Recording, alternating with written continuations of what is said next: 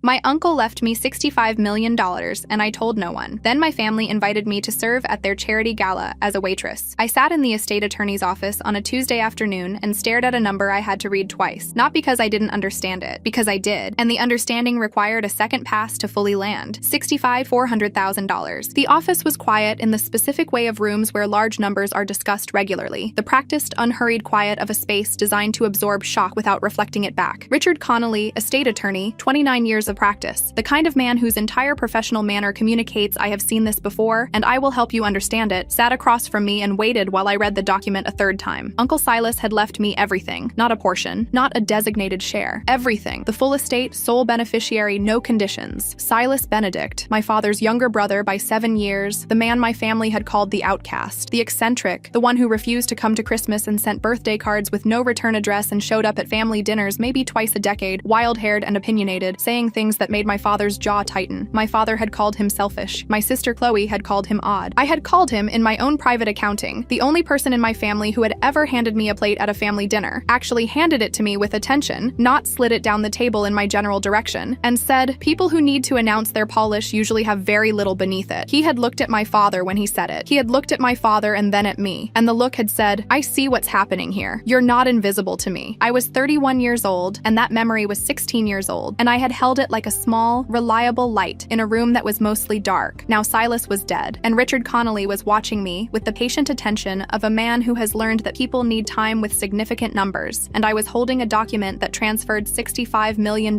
into my name. I folded it carefully, I tucked it inside my coat. I shook Richard Connolly's hand, thanked him for his time, confirmed the follow-up appointment for the following week, and walked out into the October afternoon. I stood on the sidewalk for a moment, then I decided not to tell anyone, not yet, not until I knew something I needed to know. Let me tell you about my family before I tell you about the test, because the test only makes sense in context. My name is Evelyn Benedict. I am 31 years old. I worked at that point, as a copy editor at a mid-sized publishing house in the city, a job I had held for 4 years and which paid me $54,000 annually, and which I was genuinely good at, in the specific way of someone who has spent her entire life paying attention to what is actually being said rather than what is being presented. My father, Gerald Benedict, is 64 years old and is the kind of man who has built his entire identity around the performance of a particular kind of success. He is a commercial property developer, moderately successful, not exceptionally, though you would not know this from his self-presentation. He drives a car that costs more than my annual salary. He wears a watch whose name he mentions when he does not need to. He hosts dinners at his house at which the wine selection is discussed more than the food. He is a man who has confused the performance of substance with substance itself, and he has confused it for so long that he has stopped being able to tell the difference. My sister Chloe is 35 and operates in my father's orbit, the way a moon operates in a planet's orbit, completely, continuously, with no visible independent gravity. She is successful in her own right, which I want to acknowledge accurately. She runs a small events company, and she is good at it. But her measure of success is always relative to my father's perception of it, and his perception of it is always relative to how it reflects on him. And this accounting has made Chloe, over the years, into a person whose kindness is conditional and whose cruelty is not. I was not a favorite. This is not a complaint. It is a statement of the situation. I was the daughter who read instead of performing, the daughter who asked questions instead of accepting answers, the daughter who had opinions about things that had not been assigned to me to have opinions about. I was, in the family's taxonomy, the difficult one, not because I caused problems, but because I noticed them, and noticing was, in my family, the most inconvenient thing a person could do. Silas had noticed me noticing, hence the plate, hence the comment, hence $65 million in a folded document inside my coat. He had spent 30 years building something, real estate investment primarily, with a portfolio that had compounded with the specific patience of a man who understood that time was the most powerful financial instrument available, and who had been in no hurry because he had no one to impress. He had never married, he had no children. He had, apparently, watched his family for 3 decades and made a decision about where his work should land. He chose me. I intended to find out if he was right. I called my father from a bus shelter at 6:47 p.m. in the rain. The rain was real. It had started an hour after I left Richard Connolly's office and had not stopped. The specific October rain that is cold enough to be uncomfortable and persistent enough to be demoralizing. I was standing in a bus shelter on a street I did not usually frequent, in a coat that was adequate but not waterproof, and I called my father and I let the rain be in my voice because it was there anyway. "Dad," I said, "I'm in trouble. I don't have anywhere to stay tonight, and I haven't eaten since this morning. Could you help me?" There was a pause. Evelyn. His voice had the specific texture it uses when I am doing something he finds tiresome. I didn't raise a beggar. Then he hung up. I stood in the bus shelter with $65 million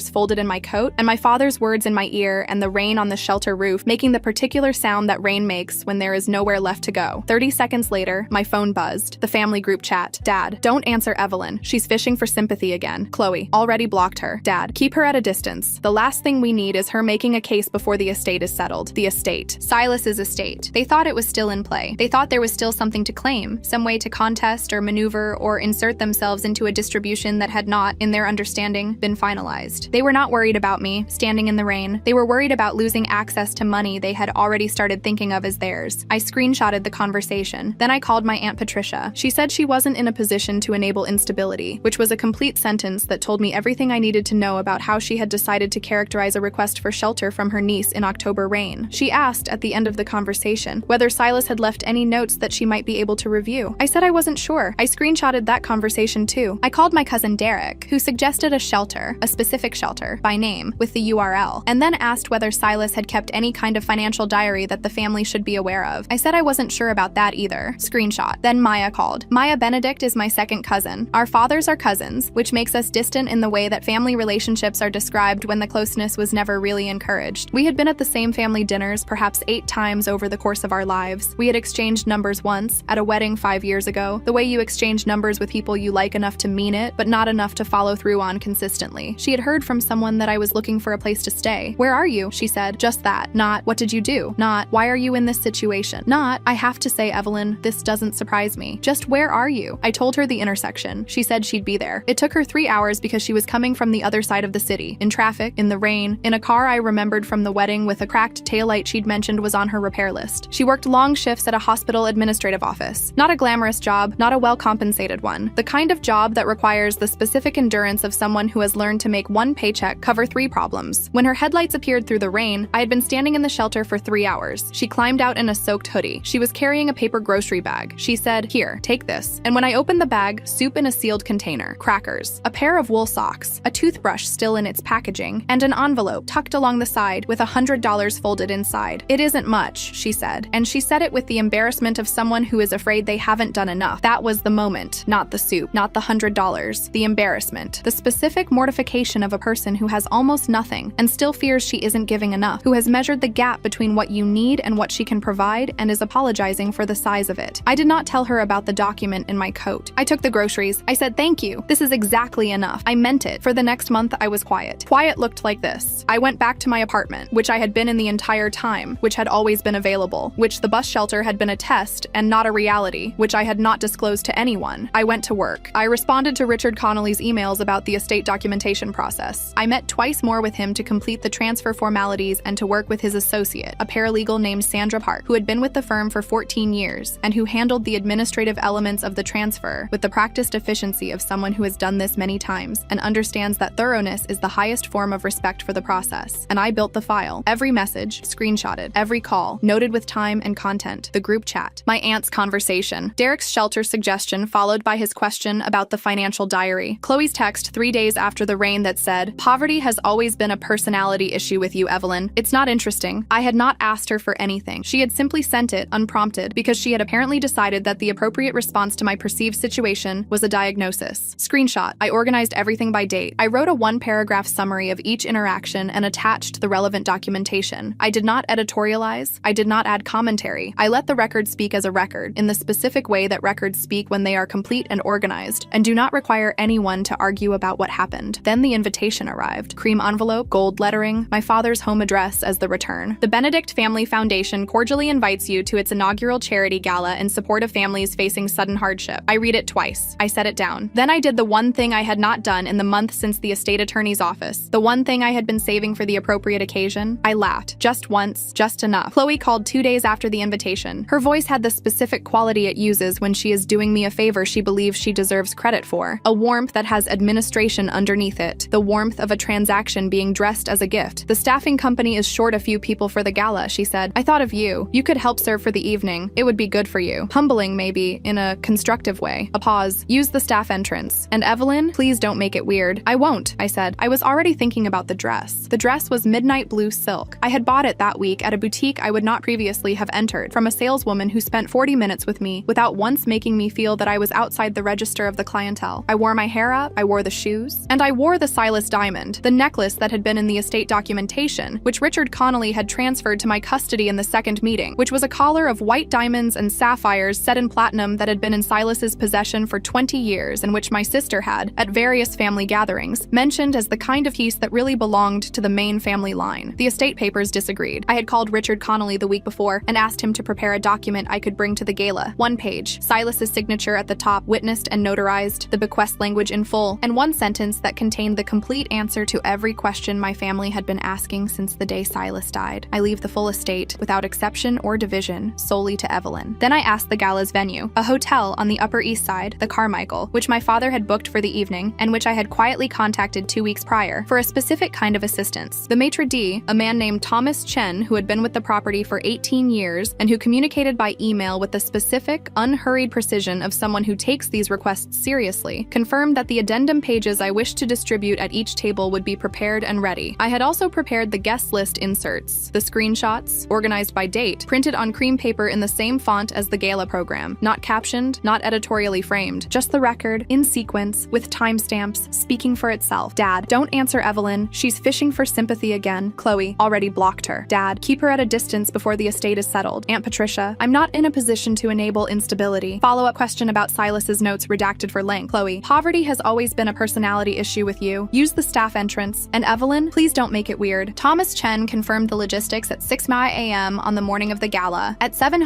p.m., a black limousine stopped beneath the canopy of the Carmichael Hotel. I stepped out. The lobby of the Carmichael was arranged for the gala. Flowers, string lights, the particular ambient sound of an event that has not yet reached its full momentum. The ballroom doors were open. An orchestra was playing something instrumental and restrained. 140 guests in formal attire were moving between cocktail tables and window views of the city. I walked in through the front entrance. Not the alley, not the staff door. The front entrance, beneath the chandelier, with the Silas diamond catching the light the way diamonds catch light when they are not expecting to be in the presence of the people who thought they should have had them. The orchestra did not stop, but one violin missed a note. Conversation thinned. People turn when something enters a room that contradicts their expectations. Not because they have been told to, but because human attention is drawn to information that does not fit the existing pattern. I was the family's difficult one. I was the one who had been told to use the staff entrance. I was the one whose poverty had always been a personality problem. I was standing in the ballroom entrance in midnight blue silk and $65 million, and a diamond that people in this room had discussed as property of the main family line. My father was near the stage. He turned when he heard the conversation change. Chloe was beside him in pale silk. The dress was beautiful, and she looked beautiful in it, and she had the smile of a woman who has been performing gracious confidence for long enough that she no longer distinguishes between the performance and the state. The smile was built for the room. It was camera ready. It had been constructed to last the evening. She turned when my father did. She saw the diamond first. The smile held for precisely half a second after the rest of her understood. Then it stopped. Not gradually. All at once, the way a projection stops when the power source is removed. She crossed the room. She grabbed my wrist. I looked down at her hand on my wrist. She let go. Thomas Chen appeared with a silver tray. On the tray, a cream envelope, sealed, with my name on the outside in his handwriting. Ms. Evelyn, he said, the sealed program addendum you requested. My father tried to laugh. It came out like something that had been intended as a laugh and had arrived as a different sound entirely. There must be some mistake, he said. This isn't Evelyn, this isn't the evening for— There was a mistake, I said. For years. I opened the envelope, not quickly. I opened it with the deliberate pace of someone who understands that the room needs time, needs to understand that this is not an interruption, that this is the program, that no one is coming to redirect the evening back to what it was before I walked in. The document, Silas's signature, the bequest language, the single sentence. I held it up. My father read it. His face went through several stages in approximately 4 seconds. Recognition, calculation, the specific draining gray of a man whose structural assumptions have just been removed. Silas left everything to me, I said, to the room, not loudly, in the voice I use when I am stating a fact that I want to land accurately. The full estate, no exceptions, $65.4 million, sole beneficiary. I nodded to Thomas Chen. Staff moved through the ballroom quietly, placing cream pages beside water glasses, not with ceremony. With the practiced efficiency of a hotel that has been preparing these inserts for 2 days, and which has, in Thomas Chen's words when I had explained the plan, a strong interest in ensuring our events proceed transparently. People picked up the pages. They read in the way that people read when they are in a public room and have been handed private information, carefully, with the specific stillness of someone who is processing and does not yet know how to present themselves on the other side of it. Dad, don't answer Evelyn. She's fishing for sympathy again. A man at the front table read the line and looked at my father. Chloe already blocked her. A woman near the aisle read the message, set the page down, and picked up her evening bag. Use the staff entrance. And Evelyn, please don't make it weird. A donor near the bar, a man I recognized from my father's descriptions as someone whose contribution he had been cultivating for 2 years, folded his pledge card, not in half. He folded it into quarters. supporters. Chloe grabbed a copy. Her hands were shaking enough that the paper made a sound. "You're ruining us," she said. I looked at her. "I'm correcting the program," I said. "This is our charity," she said. "These are our donors. You have no idea what you're doing to—" "Your charity," I said, "supports families facing sudden hardship." I let that sit for a moment. That was the invitation's language. You chose those words. Her mouth opened. Nothing came out. "I spent a month researching hardship," I said. "I found that it depends very heavily on who's in your family and whether they pick up the phone." My father said my name, just once, almost softly, "Evelyn." And for 1 second, one brief, disorienting second, I heard something in his voice that I had been waiting my entire life to hear. Not authority, not performance. Something human and small and too late. The sound of a man who has just understood something and is not yet able to articulate it. I looked at him. I thought about the bus shelter, the rain, the specific weight of standing in wet October air with $65 million